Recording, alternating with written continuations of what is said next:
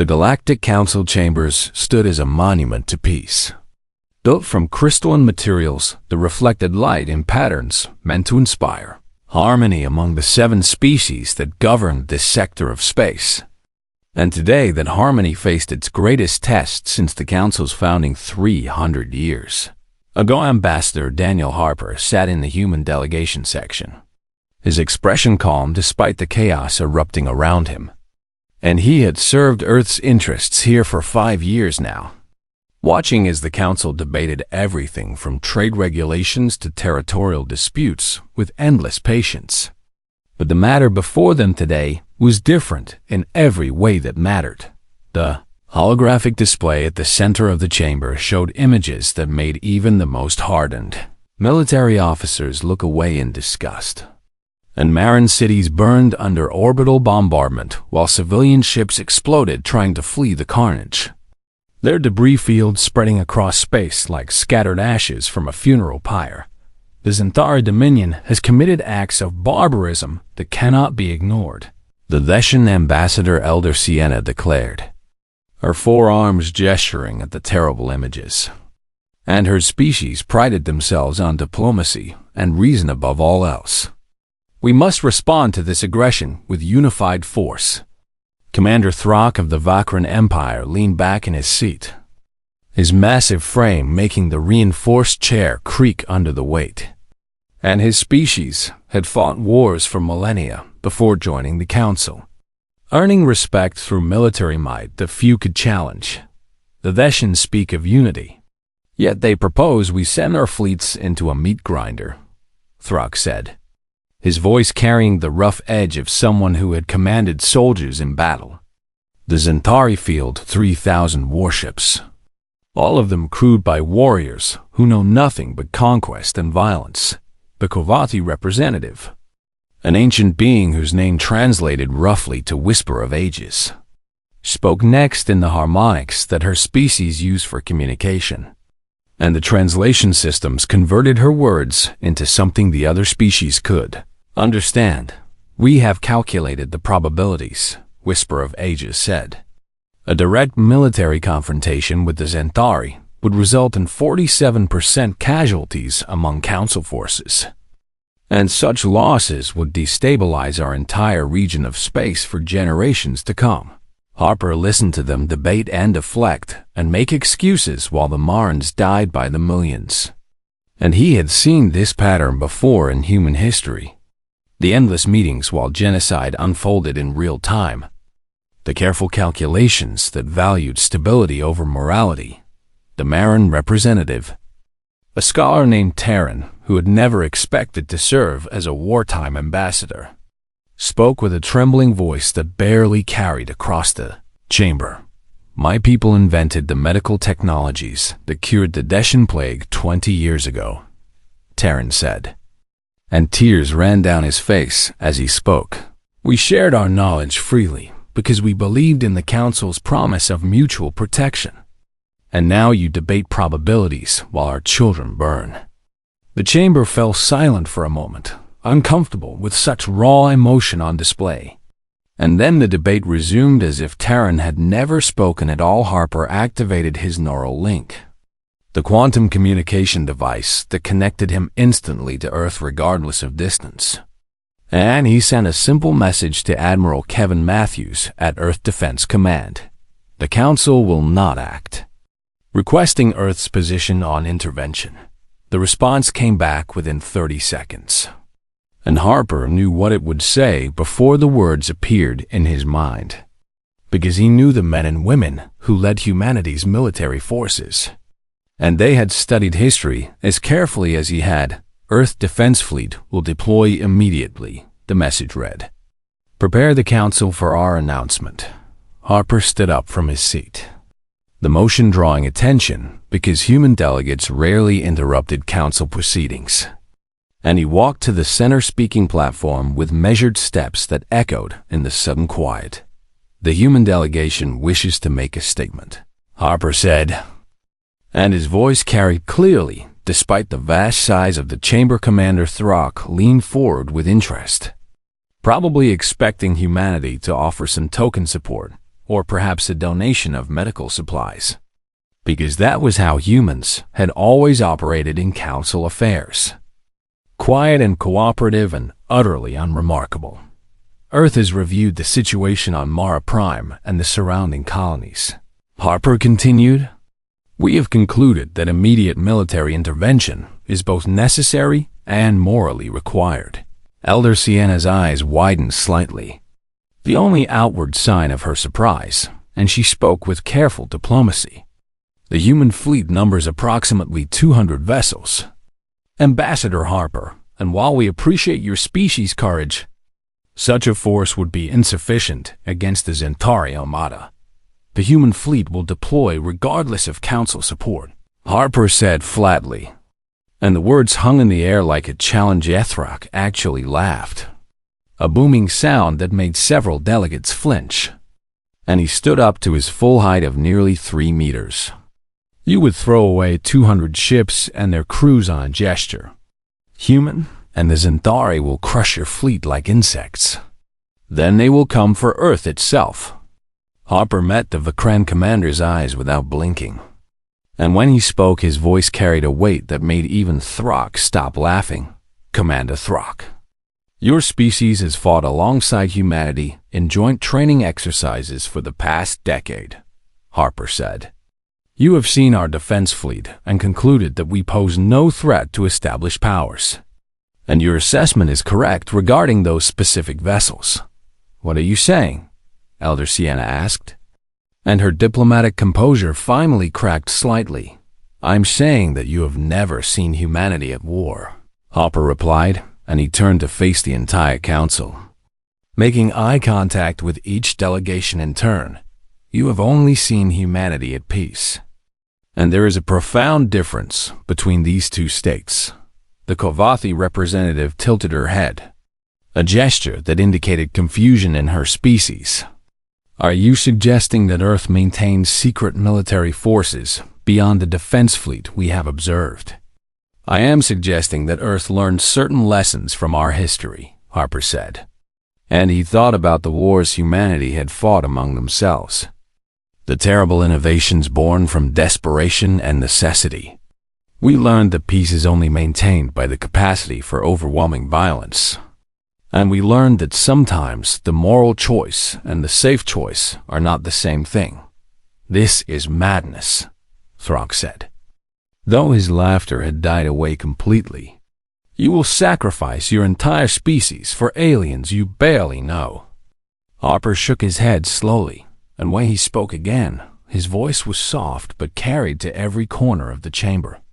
"We will sacrifice whatever is necessary to stop genocide. Because if we do not, then we prove ourselves unworthy of the peace we claim to value." He turned and walked back to the human delegation section, and the neural link activated again with new information from Earth. Confirmation that the first ships were already moving into position. The Earth Defense Fleet will begin operations in Marin space within 12 hours, Harper announced to the Council. Any species wishing to provide support should coordinate with our military command, and those who choose not to participate should at least have the decency to witness what happens when someone actually acts on their principles. The council erupted into arguments and demands and protests, but Harper simply sat down and began reviewing tactical data that Admiral Matthews was sending him. Information about ship movements and refugee extraction plans that the council would never believe possible. Whisper of Ages spoke once more, her harmonics cutting through the noise. "Ambassador Harper, you understand that if your fleet is destroyed, the council cannot protect Earth from Zentari retaliation?" "We understand the risks," Harper said quietly, "and we have chosen to act anyway, somewhere in the depths of space, in the cold darkness beyond Earth's outer planets." The first ships of the Black Armada began to move, their hulls painted in black so deep it seemed to drink in starlight, and they moved with purpose toward coordinates where innocents were dying and the galaxy's supposed guardians were choosing politics over morality. Daniel Harper sat in the council chambers and waited for the universe to learn what humanity had been building in secret for 15 years. Waited for the moment when Earth's true fleet revealed itself to a galaxy that thought it knew what humans were capable of. And he wondered if they would thank humanity or fear them when the truth finally came to light. Captain Brandon Cole stood on the bridge of the USS Defiant and watched the tactical display show, Mara Prime dying in real time. Its surface covered in flames where Xanthari orbital strikes had turned entire cities into craters of molten glass. And his crew of 140 people were the first human vessels to arrive in this hell. How many Xanthari ships in the blockade? Cole asked his tactical officer, though he could already see the answer painted across his screens in red hostile markers. 47 confirmed warships. Captain, Lieutenant Gregory Hansen replied from the security station, and his hands moved across controls with practiced efficiency. They are maintaining a complete orbital blockade and destroying any vessel that attempts to leave the atmosphere. Communications officer Michelle Patterson turned in her chair, her young face showing the strain of listening to distress calls that no one could answer. And she had joined the crew fresh from the academy 2 years ago, eager and optimistic about humanity's place among the stars. Captain, I am picking up hundreds of civilian distress signals from the surface, Patterson said, and her voice cracked slightly on the last word. Most of them are from shelters and underground facilities. But the Xanthari are conducting systematic sweeps with ground forces. Cole studied the tactical situation with the cold analysis that 15 years of military service had taught him. And the mathematics were brutally simple. One destroyer against 47 enemy warships meant certain destruction if they engaged directly his. Orders from Admiral Matthews had been clear enough when they came through the quantum link 3 hours ago. Extract as many Marins as possible and hold position until reinforcements arrived. And those reinforcements were coming, though the Council and the Xanthari did not know it yet. Patterson, prioritize those distress signals, Cole ordered. Focus on locations with the highest concentration of civilians, particularly any involving children or medical facilities. The communications officer worked quickly, her fingers dancing across her console as she sorted through the chaos of signals coming from the dying world below. And after 2 minutes, she looked up with tears in her eyes. Captain, there's a school shelter in the city of Koresh with 300 children and 20 teachers, Patterson said. The shelter sent an automated distress call 40 minutes ago, and Xanthari ground forces are currently 3 blocks away from their location.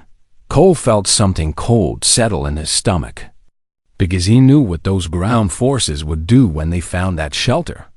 And he had seen the reports from other Marin colonies about how the Xanthari treated civilians who could not fight back.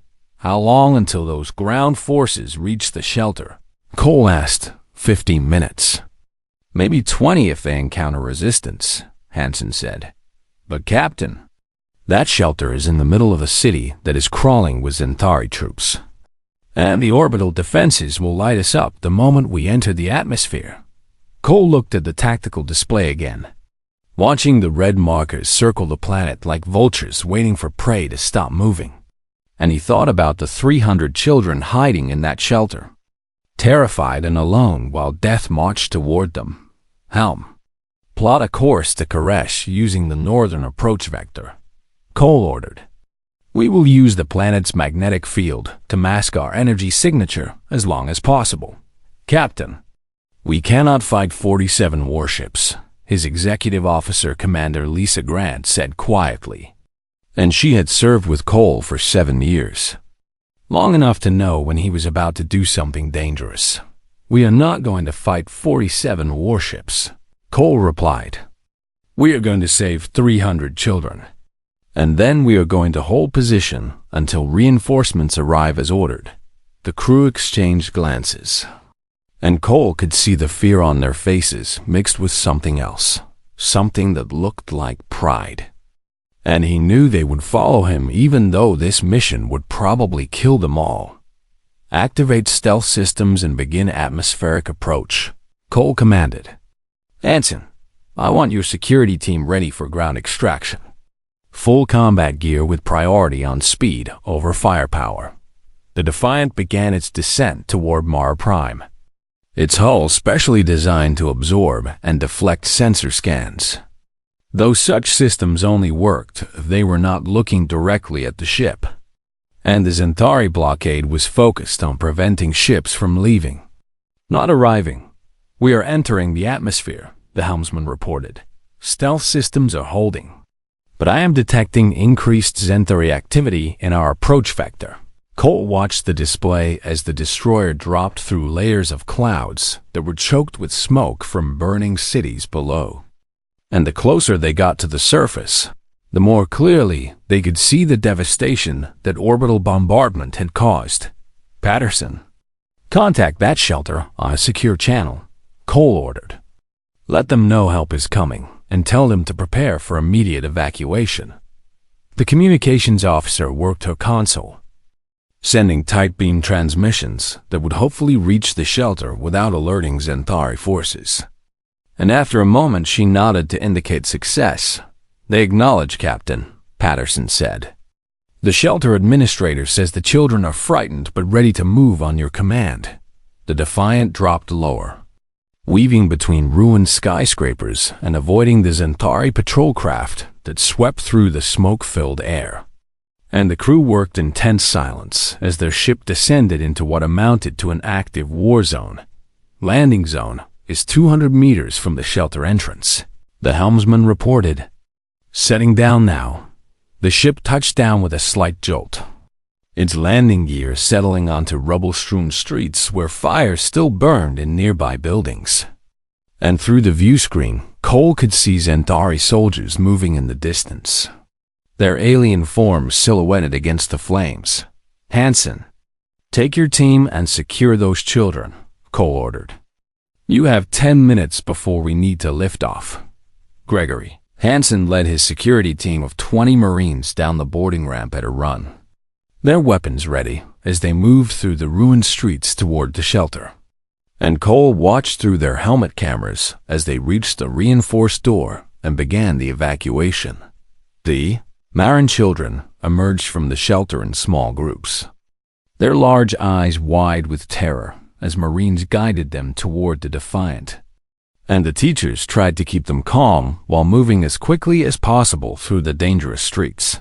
Captain, Zentari patrol approaching from the east, the tactical officer warned. 3 squads, approximately 60 soldiers, weapons. Target those squads with point defense systems, Cole ordered. Buy our people time to complete the extraction. The Defiant's automated turret swiveled and began firing precision bursts at the approaching Zentari forces. And the aliens scattered for cover as the human ship demonstrated why destroyers were dangerous even on the ground. All children are aboard, Hansen reported through his comlink. Teachers are doing a final count now. We have 297 confirmed. What about the other 3? Cole demanded. They were killed in an earlier bombardment, Hansen said quietly. The teachers found their bodies in the collapsed section of the shelter. Cole felt rage burn through him, cold and focused. And he made a promise to himself that those 3 children would be avenged before this war was over. Get back to the ship now, Cole ordered. We are leaving in 60 seconds, whether you are aboard or not. The Marines sprinted back to the Defiant with the last of the teachers. And the moment the boarding ramp sealed shut, Cole gave the order to lift off the destroyer, rose on pillars of thrust that scattered debris in all directions, its engines screaming as it climbed toward the smoke-choked sky above. And immediately the Zentari forces on the ground opened fire with everything they had, hull integrity at 85%. The damage control officer reported. We took hits to the port ventral section, but nothing critical. The Defiant punched through the cloud layer and immediately found itself facing a new problem. 3 Zentari cruisers had broken from the orbital blockade and were moving to intercept. Their weapons charging for firing solutions. How long until we are in range of their main guns? Cole asked. Though he already knew the answer would not be good. 90 seconds, Captain. Tactical reported. Recommend immediate evasive maneuvers. Cole looked at the terrified Marin children huddled in the cargo bay.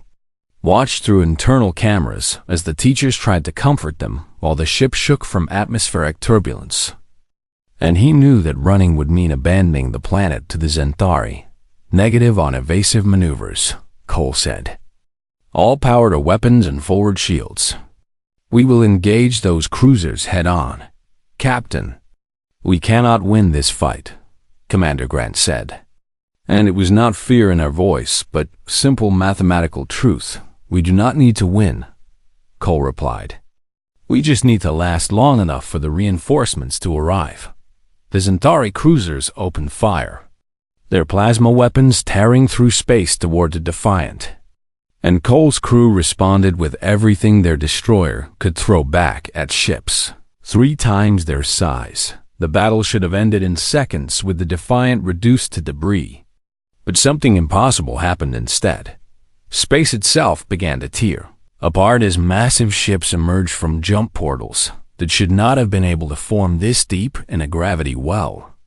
Captain, you need to see this, Patterson said, and her voice carried a fear.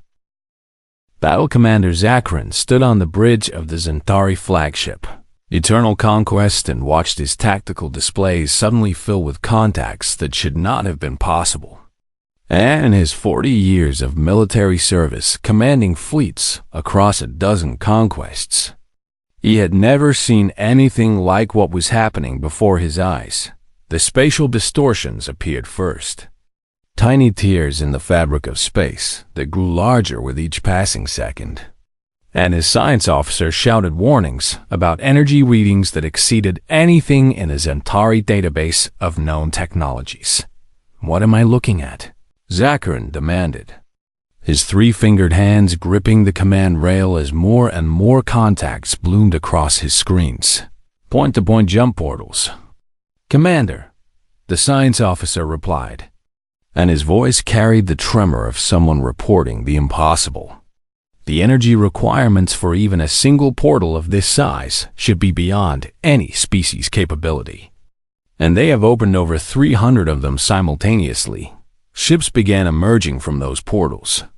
Capital vessels that made Zentari cruisers look like escort craft by comparison. And they were painted in a black so absolute that sensors struggled to get accurate readings. As if the hulls were designed to absorb every wavelength of electromagnetic radiation. How many ships have entered the system? Zakrin asked, though part of him did not want to know the answer.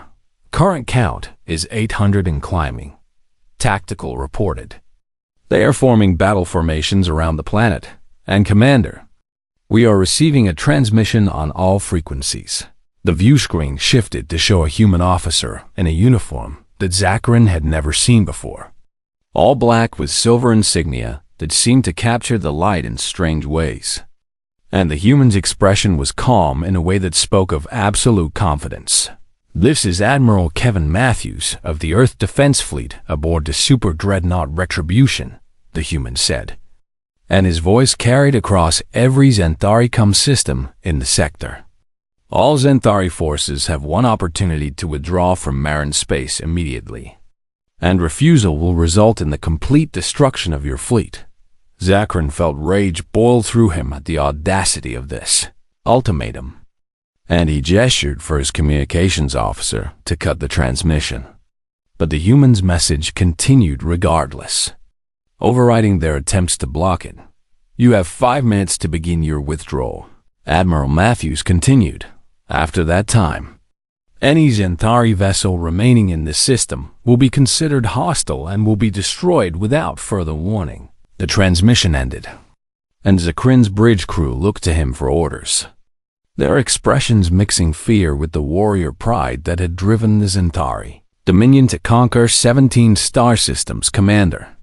We are detecting over 1,000 human warships now. Tactical reported. More are still arriving through the jump portals. And their weapon signatures are unlike anything in our combat database. Zakrin pulled up the fleet composition analysis. And what he saw there made his blood run cold. Super dreadnoughts. That massed 3 times what the largest Centauri battleship carried. Carrier groups with fighter complements that numbered in the thousands. And weapons platforms that his science officer classified as relativistic kill vehicles. Where did they hide this fleet? Zakrin asked no one in particular. Intelligence reported that Earth maintained only 200 defense vessels, all of them concentrated around their home system. His intelligence officer, a junior commander named Threx, spoke up with visible reluctance. "Commander, it appears that the human defense fleet we observed was merely a token force meant to satisfy the Galactic Council's requirements. And this Black Armada, as they are calling it, was built in secret over the past 15 years. 15 years, Zakrin repeated. And he thought about how the Centauri had spent that same time consolidating their most recent conquests, never imagining that a species barely noticed by the galaxy was building a war machine in the darkness. Beyond their solar system's edge, the Vakran Council observer, Commander Throck, who had followed at a safe distance to witness humanity's expected defeat, sent a priority transmission that patched through to the Eternal Conquest's bridge. Battle Commander Zakrin. This is Throck of the Vakran Empire. The massive alien's voice came through. I formally request permission to board your vessel for my own safety, as I believe the humans are about to demonstrate capabilities that will make observation from my current position extremely dangerous. Zakrin almost laughed at that. The idea that a Vakran warrior was requesting protection from the same humans they had mocked in the council chambers just hours earlier. But he granted the permission because having a council witness might prove valuable later. You have 2 minutes remaining. Admiral Matthews' voice came through again. And this time, it was not a broadcast but a direct communication to the Centauri flagship. I know you are analyzing our fleet composition and calculating whether you can win this engagement. So let me save you some time. You cannot. And every second you delay is another second that Marin civilians are dying. Zakrin made his decision in that moment. And it was the decision that Centauri doctrine demanded of him. The choice that honor and tradition required regardless of tactical reality. All ships. Battle formation Delta 7, Zakrin ordered. We will engage the human fleet and show them what it means to face the Centauri Dominion. His officers moved to comply, their training overriding any fear they might have felt. And the Centauri battle group of 47 warships prepared to face a fleet 20 times their size. Target their command ship. The one they call Retribution, Zakrin commanded. If we can destroy their admiral, perhaps the rest will lose their coordination. The Centauri fleet opened fire first, their plasma cannons lighting up space with streams of superheated matter that could melt through standard shielding in seconds.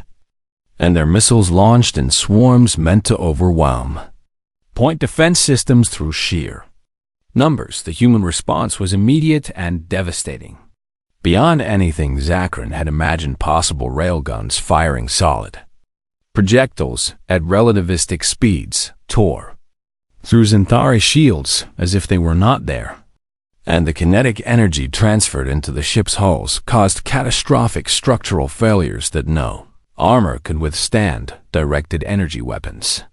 Coherent beams of particles accelerated to near light speed, cut enemy vessels in half with surgical precision, their cutting power making plasma cannons look primitive by comparison.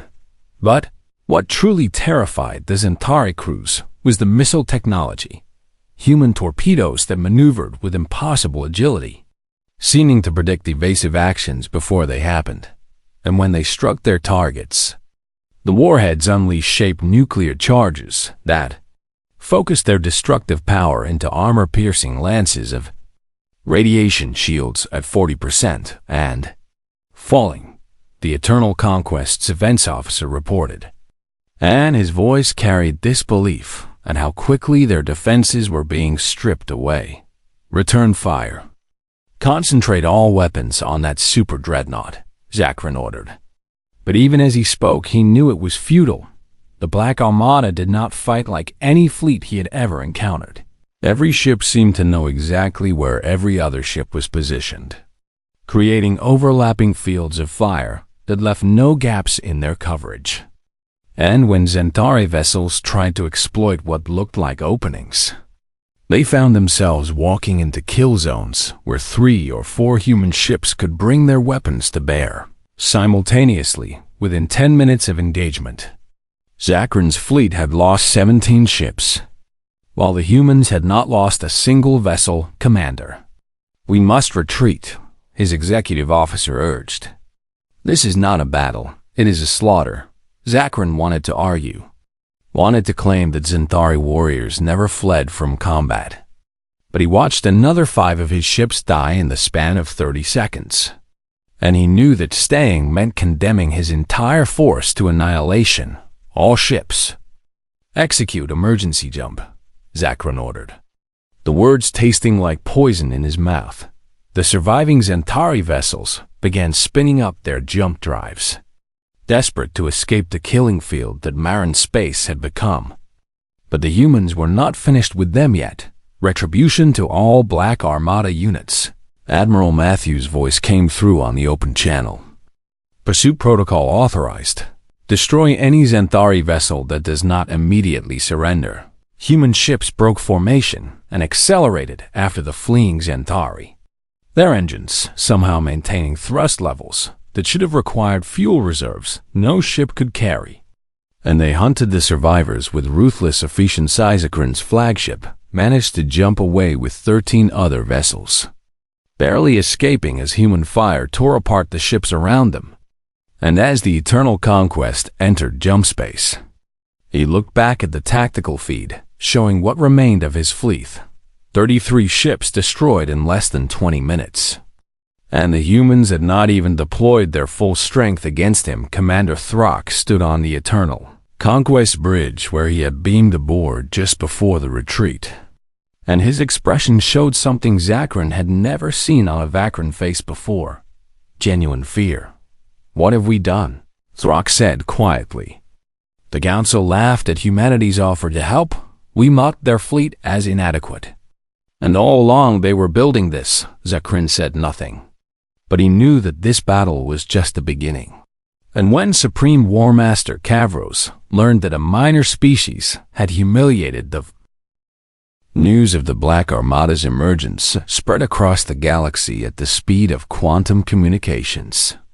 And within 6 hours, every major power knew that humanity had revealed a secret fleet that changed the balance of power in ways no one had anticipated. The Galactic Council reconvened in emergency session.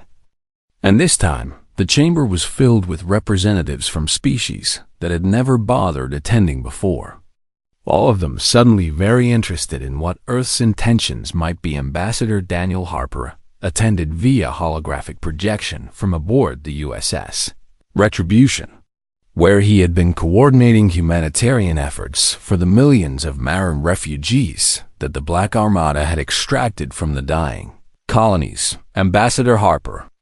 "The Council demands an explanation," Elder Sienna said, and her usual diplomatic composure was strained to its limits. "How did Earth construct such a fleet without any of our intelligence services detecting it? And what are your species' true intentions?" Harper looked at the assembled delegates, seeing fear and suspicion on faces that had previously shown only polite disinterest in human affairs. And he chose his words carefully because the next few minutes would determine whether humanity became a trusted ally or a feared threat. The Black Armada was constructed in the outer reaches of our solar system over the course of 15 years, Harper explained. We used automated fabrication facilities positioned beyond the orbit of our furthest planet. And we powered those facilities with fusion reactors that your surveys classified as deep space research stations. Commander Throck stood up, his massive frame somehow seeming smaller than it had during their last meeting. You deceived the Council, human, and such deception is grounds for immediate sanctions or even expulsion from our alliance. Did we deceive you?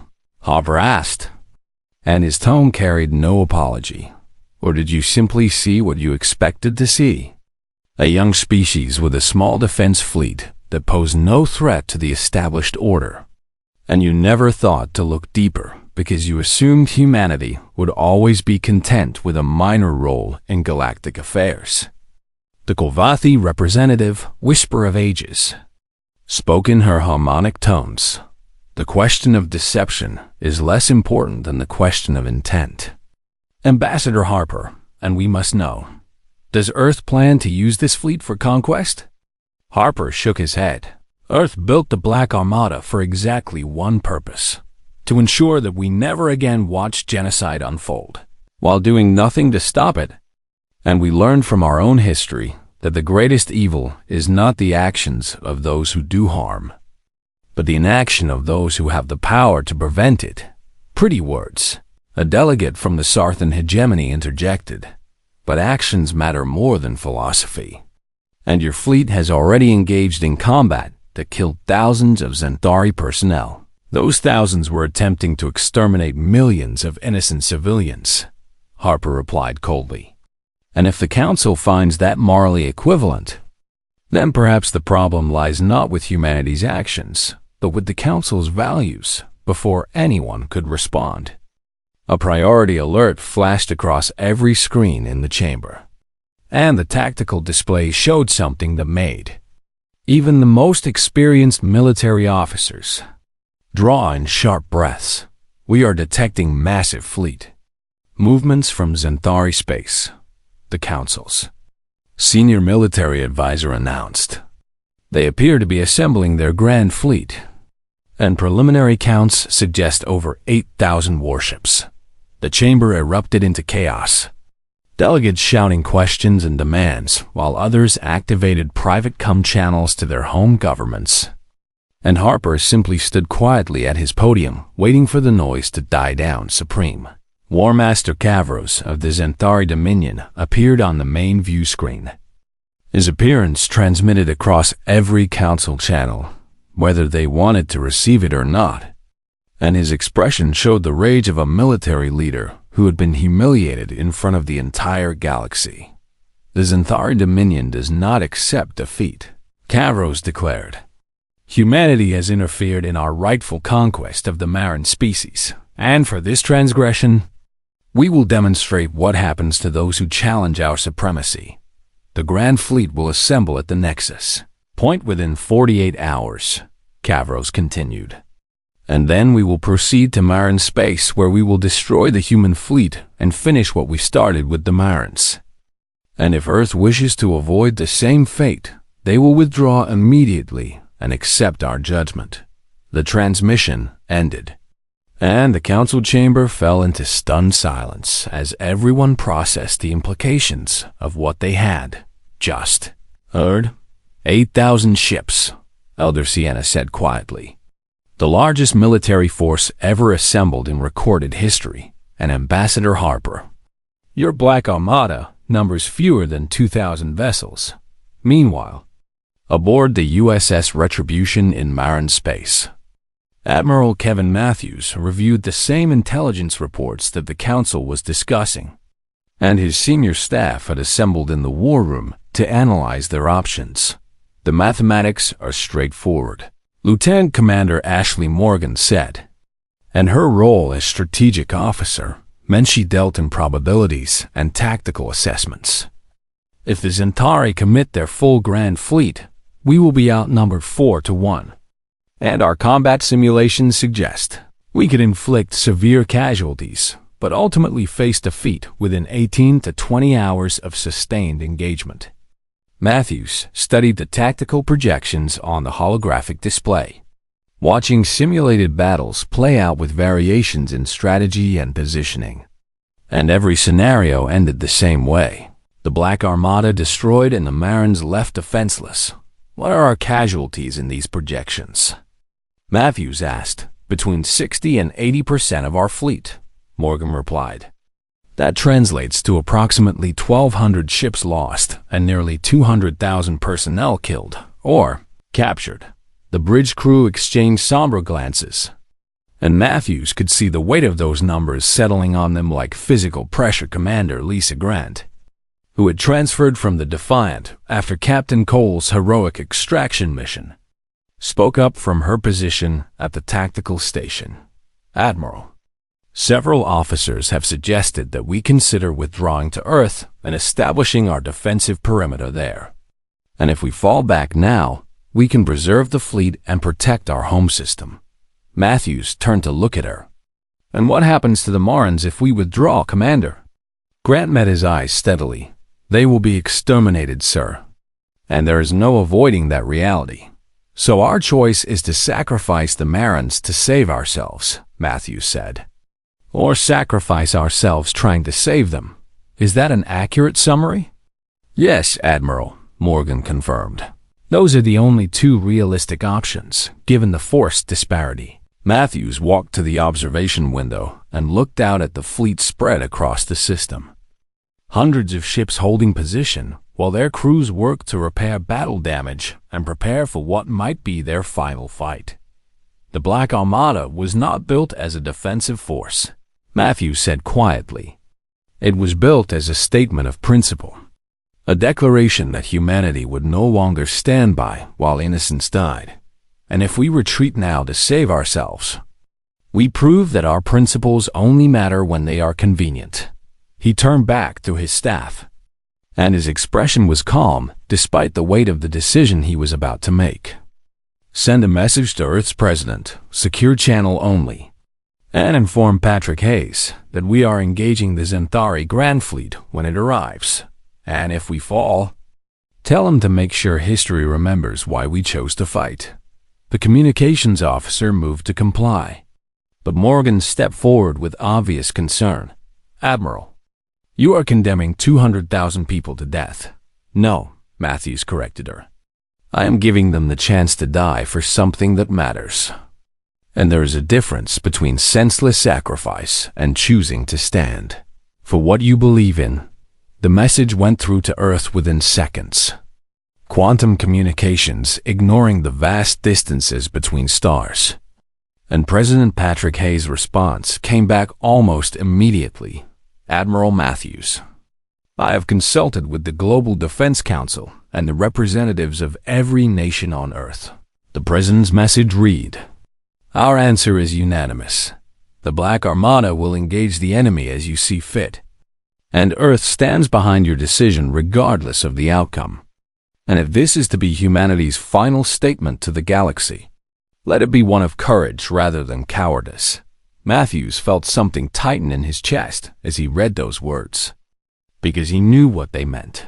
Earth's entire government had just endorsed a battle that would probably destroy the fleet humanity had spent 15 years building, all ships.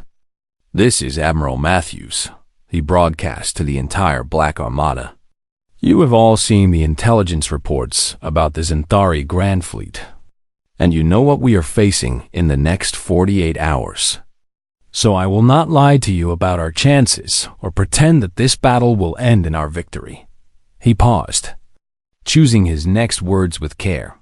But I will tell you why we are staying, and why we will fight regardless of the odds. Because if we do not, 3 million Marin civilians will die, and humanity will prove itself no better than the Veos. Council members who chose politics over morality. The Black Armada was built for exactly this moment. Matthews continued, for the time when the choice between survival and honor would define who we are as a species. And I believe that a humanity that abandons innocence to save itself is. The Zentari Grand Fleet arrived at the edge of Marin space exactly 48 hours after Supreme War Master Kavros issued his ultimatum, and the sight of 8,000 warships emerging from jump space simultaneously was something that would haunt the nightmares of every species that witnessed it. Admiral Kevin Matthews stood on the bridge of the Retribution and watched the tactical displays fill with hostile contacts, red markers spreading across the screen like a disease. And his fleet of 1,500 ships suddenly seemed impossibly small against the armada that faced them. All ships. Battle formation Omega-3, Matthews ordered. And his voice was calm despite the impossible odds. We will use the asteroid belt as our primary defensive position. And remember your training. Hit and fade. Never give them a stationary target. The Black Armada had positioned itself throughout the outer asteroid belt, using the massive rocks as cover and tactical advantages. And Matthews had divided his fleet into rapid strike groups rather than maintaining a traditional battle line that the Zentauri could overwhelm through sheer numbers supreme. War Master Cavros broadcast from his flagship, the massive dreadnought called Fist of Dominion, and his message was meant to break human morale before the battle even began. Human fleet, you have one final opportunity to withdraw, Cavros announced. You fought bravely at Mara Prime, but courage means nothing against the force we have brought to bear. So retreat to your home world and accept that some battles cannot be won. Matthews activated his own transmission, broadcasting not just to the Zentauri, but to every Council observer ship that had gathered at a safe distance to witness humanity's expected destruction. War Master Cavros, humanity appreciates your concern for our survival, Matthews replied, and his tone carried an edge of dark humor. But we did not build the Black Armada to run from bullies. And we certainly did not come here to watch you finish your genocide while we do nothing. Then you have chosen death, Cavros said, and we will grant it to you. The Zentauri Grand Fleet began its advance, a wall of warships moving forward in perfect formation, and their weapons charged as they closed the distance to optimal firing range. All strike groups, execute attack pattern Delta on my mark, Matthews commanded, and he waited as the enemy fleet moved deeper into the asteroid field. Mark! The Black Armada struck from multiple directions simultaneously, human ships emerging from behind asteroids to unleash devastating volleys before disappearing back into cover. And this was warfare unlike anything the Zentauri had encountered. Guerrilla tactics on a fleet-scale level. Lieutenant Nicole Foster led her fighter squadron on a suicide run through the Zentauri formation, her mission to target the communication arrays on their command ships. And she weaved through defensive fire with skills honed by thousands of hours of training. Blue Squadron, form on me, Foster ordered. We are going after that command carrier at coordinates 4-7-3. Her squadron of 20 fighters accelerated toward the massive Zentauri vessel, which bristled with point defense weapons designed to swat down exactly this kind of attack. And Foster knew that at least half her pilots would not make it back. The fighters split into 3 groups, creating multiple vectors that forced the enemy to divide their defensive fire. And Foster's group punched through the screen of interceptor fire with only 3 losses before reaching their target. Torpedoes away, Foster announced. And her wingmen confirmed the same as they released their payloads at point-blank range. The specialized electromagnetic pulse warheads detonated against the Zentauri command carrier's communication arrays. The shaped charges sending focused pulses of energy that fried every antenna and relay system they touched. And suddenly that massive ship could not coordinate with the rest of its battle group. Break and evade, Foster shouted. And her remaining fighters scattered as the carrier's defense systems tried to track them. Only 11 of her 20 pilots made it back to the carrier Titan.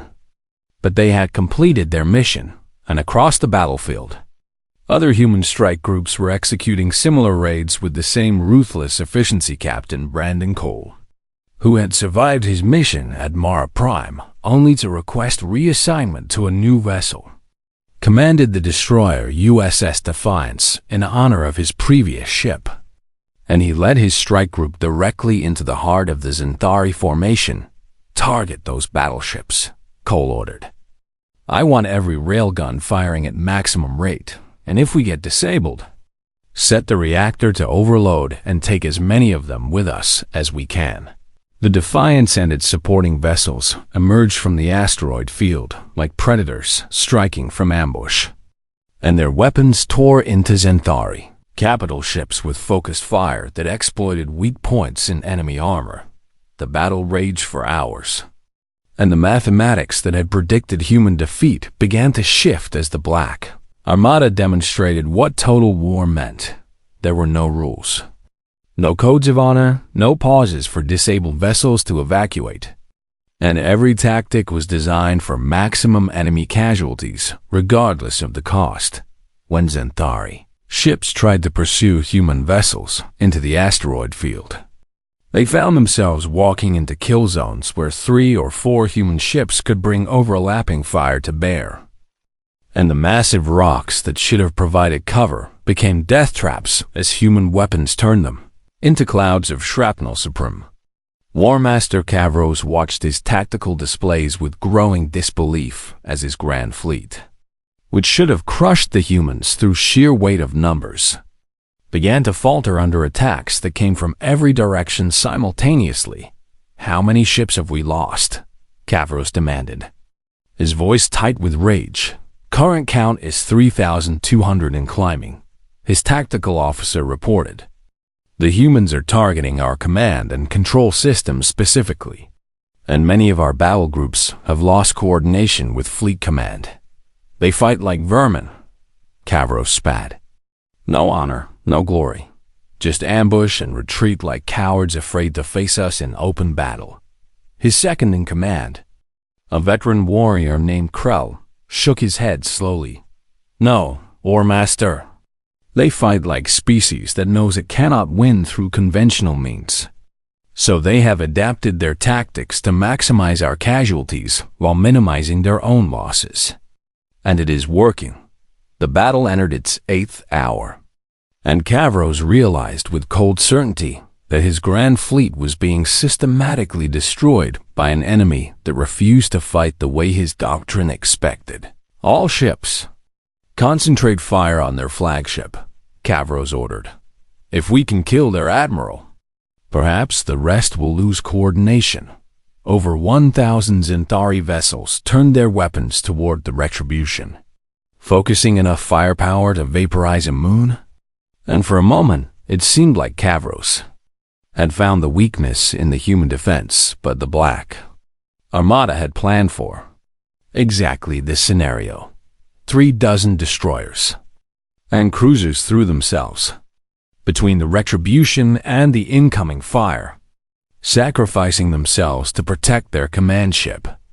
And their crews died buying seconds that allowed the flagship to maneuver into us. Cover Captain Brandon Cole's Defiance was among those ships, and in the final moments before his reactor overloaded, he transmitted a simple message to Admiral Matthews. "Tell Earth we bought you time, and make it count." The Defiance exploded in a ball of nuclear fire that consumed the ship and 17 Xanthari vessels around it. And across the battlefield, similar sacrifices were playing out as human crews chose death to protect their comrades. Matthews felt each loss like a physical blow, but he could not afford to stop and mourn because the battle was still raging, and his fleet was dying to buy victory. "Casualties?" Matthews asked his operations officer. 423 ships destroyed," came the reply. "An additional 200 heavily damaged and combat ineffective. But Admiral, look at the Xanthari fleet composition." Matthews looked at the tactical display and saw what his officer meant. The Xanthari Grand Fleet had lost over 5,000 vessels.